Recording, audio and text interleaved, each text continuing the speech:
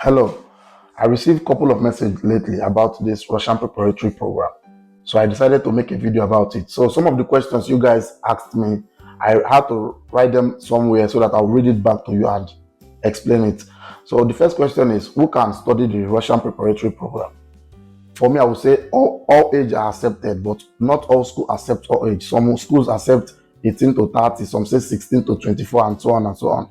So but my advice is the lower your age, the higher chance you have to secure the visa at the Russian embassy. So another question is, what requirement do I need to apply? All schools also have their own criteria. Some ask you your WAEC, your secondary, your school certificate, your passport. Then these two documents you have to notarize and translate them into Russian language. You must translate your document, you must translate them. So, but some schools ask you only your passport. So that's the requirement. They don't need your BVN or NIN, just your school credentials, maybe WAEC or NECO, your passport. They translate and notarize them into Russian language. And there are two ways to translate this document. Two ways to translate and notarize. One, you could translate it at the Russian embassy in Nigeria, but you have to book an appointment in Nigeria before you go for submission for them to help you translate it. And these days to get an appointment date now is by the grace of God. You need a touch from Odumeje or Pastor Jeremiah to touch you before you get an appointment date.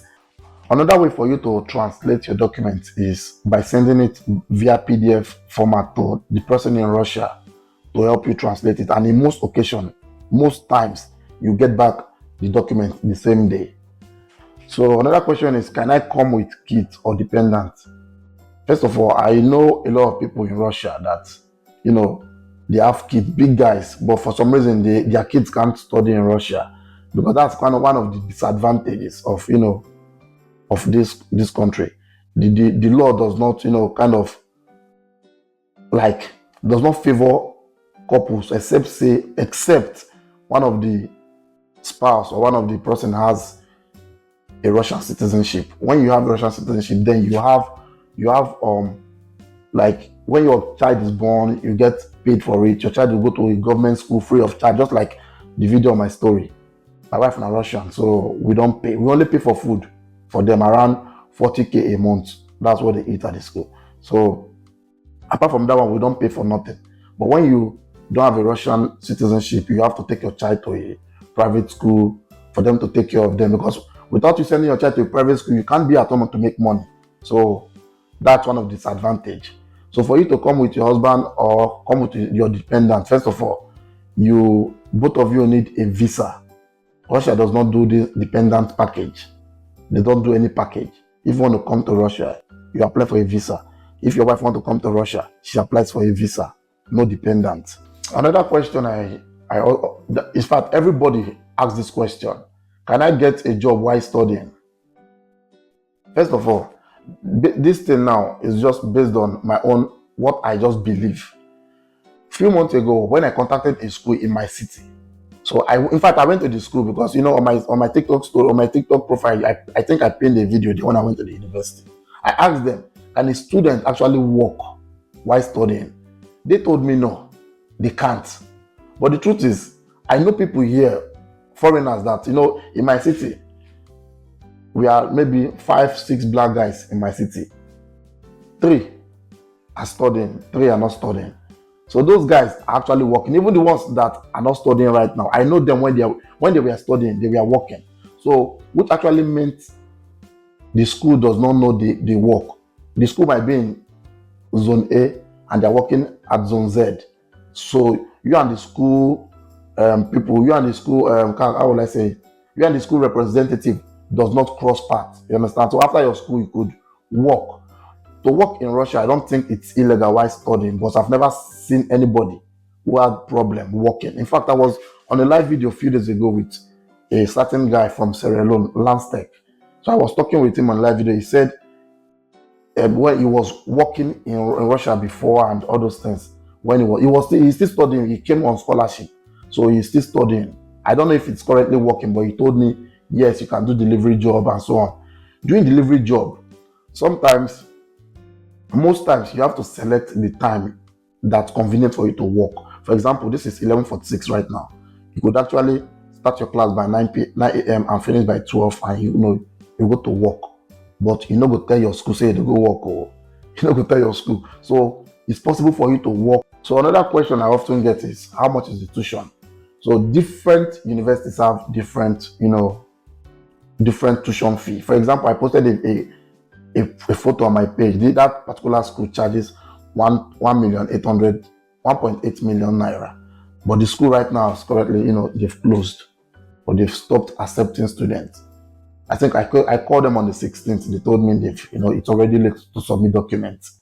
And again, there are some schools that charge 2.3 million, 2.5 million, 2.7 million, 3 million and above. So every school has different pricing. But right now, I currently have schools that charge 2.4 million for up to 30 years, 3.3 million, no age restriction, 2.7 million, which is the one I often use for students. So that's the cost of tuition fee. And the cost of accommodation while you're studying, shouldn't be up to 20,000 naira. Maximum 20,000 naira, 25,000 naira. My guy in Ruden said in a year he pays $150. Ruden is in Moscow, but like I said, this guy came on a scholarship. But regardless of that, that's what the accommodation is for students. It's always low. In a year, $150, you could pay for 5 years anyway. So that's it for the accommodation side. A crazy question I often get is, can I study in English language? The answer is yes. Coming through the preparatory program is not mandatory. Normally, you can study in English language, but if you check my TikTok page also, I made a video about coming to study in English language, the costs. Like for example, if you're coming for this course, let's say you're coming for business administration, that's what you want to study, and that course in English language is around, let's say, 5 million. That same course in Russian language will be around 1.8 million, 2 million naira. So that is just the reason. That's just one of the reasons why, to save costs, you have to go through the preparatory program. Not mandatory. If you get money, you can apply for the English side. If you don't get money, you apply for the Russian side. And again, I always ask students, if you study in English language, where exactly do you plan to work? In Russia? Do you